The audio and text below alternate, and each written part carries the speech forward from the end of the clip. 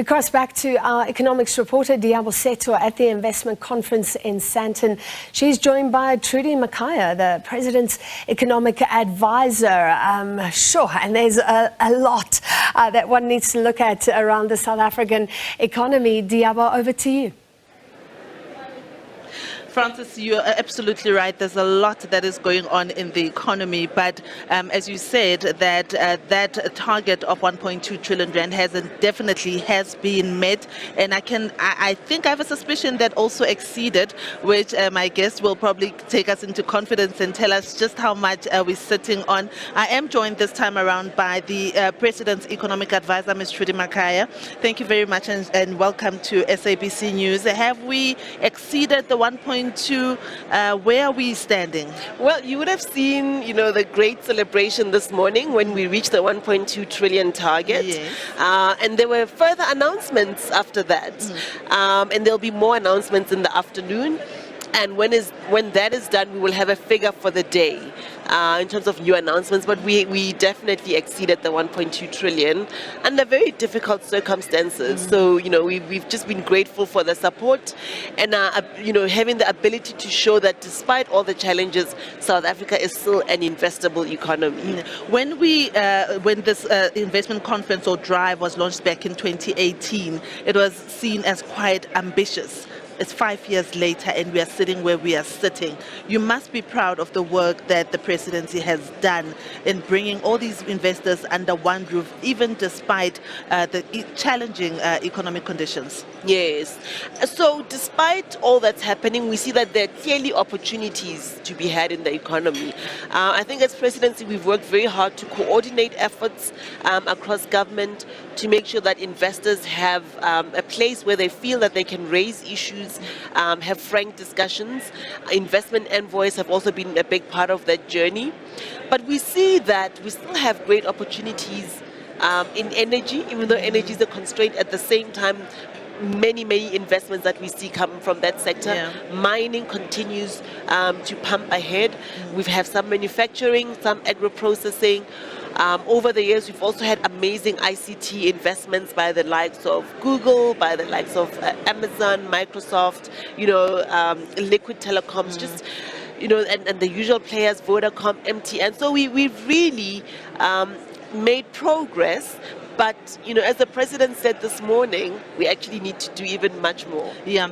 So when we talk about the 230 projects that came out of this first tranche, one of the number that stuck to my head when Minister Ibrahim Patel at the business breakfast spoke about the 26 projects that were progressing slowly, and he didn't give much information, just that because of the economic conditions. What did you find with those the projects that were progressing slowly? What was the big impediment for them? It's various. For some, it would have been regulatory approvals. So environmental impact assessments and that sort of thing, where, in some ways it's not entirely within anyone's control. When you go to a site and you start doing the work, you realize that it might not be appropriate.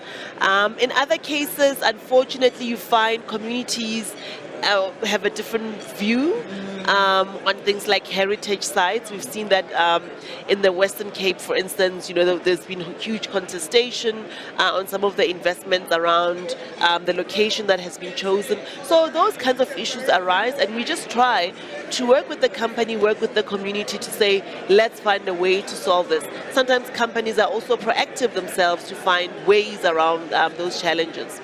Others may also find difficulty in the energy crisis, where they're trying to put up something that's energy intensive and they haven't made any plans to generate their own power. That's obviously additional investment that they might not have.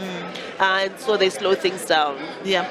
I was speaking to at least 3 SMEs, and at least one of them says with these big conferences, they feel left out as small businesses and micro businesses as well. What are you doing to bring them along? Or maybe what is it that they do not know that they should know in order to be part of this big drive?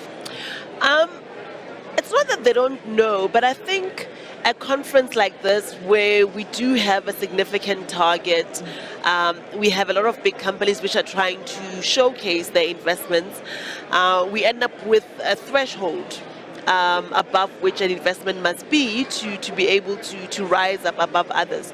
So in that sense, it's very difficult for a smaller business to appear. But over the years, so the first investment conference was mega deals. Excuse me. But we find now that we try very hard to include smaller entities.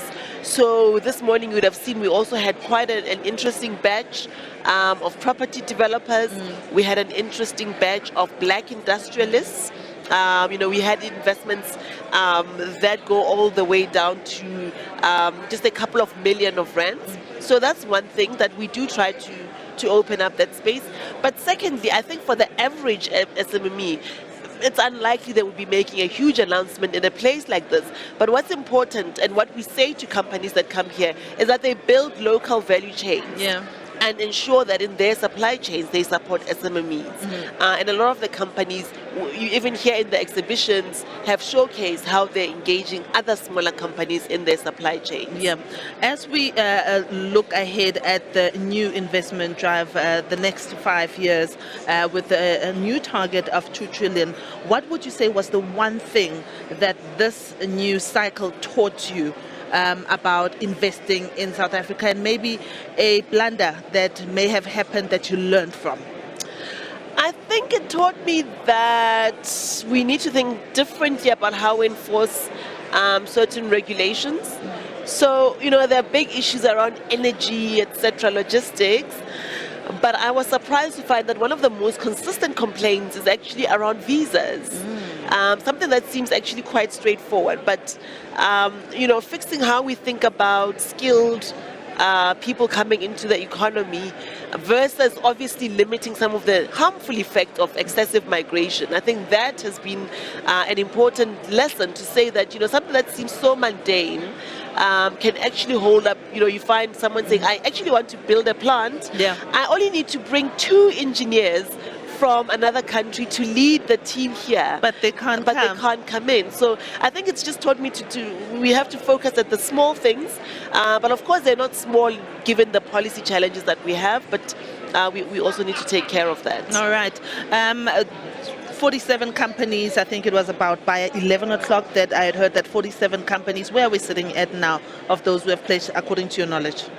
Oh, I can't give exact figures. I think let's wait for the rounded number at the end of the day, but you would see that we are way past the 1.2 trillion target. All right, Trudi, thank you. Always a pleasure speaking to you. Francis, I've been in conversation with Trudi Makhaya. She's the economic advisor of the president and giving us insights. Particularly what interested me was the lessons learned about what can be done. And she says it's the small things that need to be given attention, especially as they go into the next round with a new target of 2 trillion rand.